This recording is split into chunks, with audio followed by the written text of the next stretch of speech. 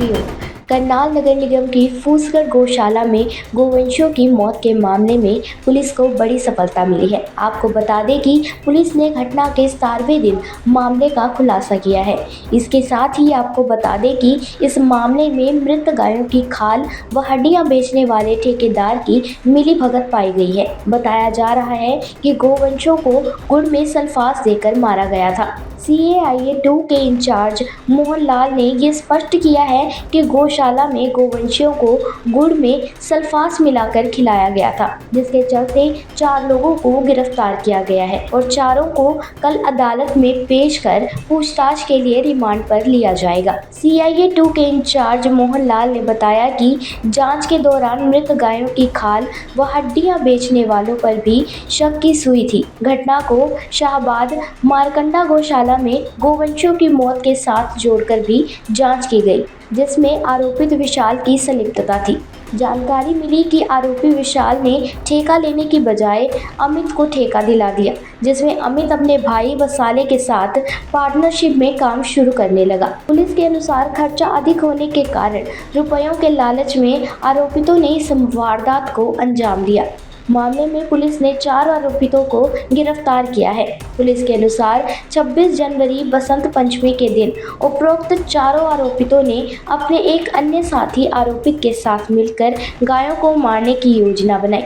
योजना के अनुसार ये सभी आरोपित मिलकर देर रात गौशाला में गुड़ में सल्फास मिलाकर गायों को डाल आए, जिससे गायों की मौत हो गई। CAIA इंचार्ज मोहन लाल ने बताया कि वारदात को अंजाम देने की योजना बनाने वाला मास्टरमाइंड अभी पुलिस की गिरफ्त से बाहर है, जिसे बहुत जल्द ही गिरफ्तार कर लिया जाएगा।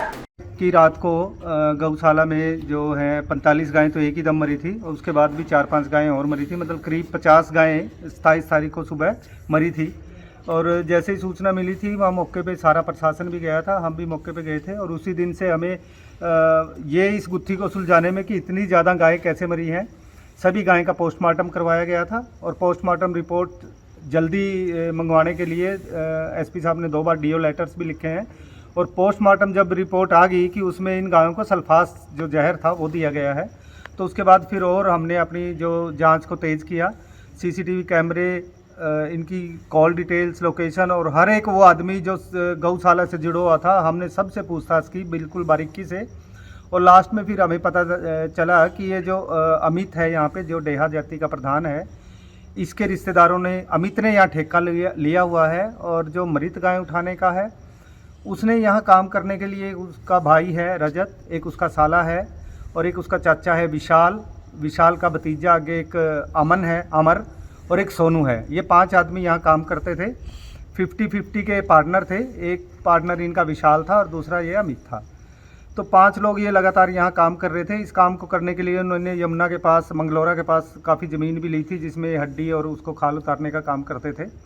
तो इनकी इन्वेस्टमेंट जो इन्होंने आप बताया कि इन्वेस्ट इनका काफ़ी हो गया था। जो विशाल है पहले भी अम्बाला में काम करता था ऐसे ही गाय के मृत पशु उठाने का, और वहाँ इसके साथ था जो वो सूरज नाम का एक लड़का था।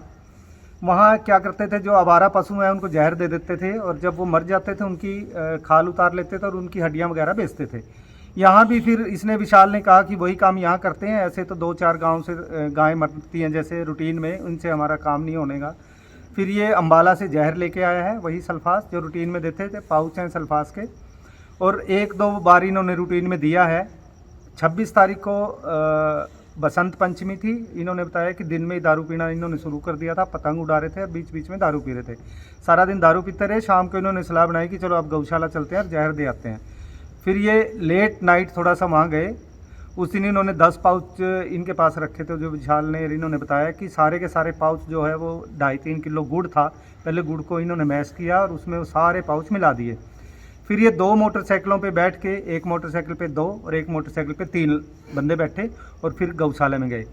फिर इन्होंने 2 शेल्टर्स में घुस के 2 बंदों ने अलग अलग में, उन्होंने जो जहर था वो गाय की खुर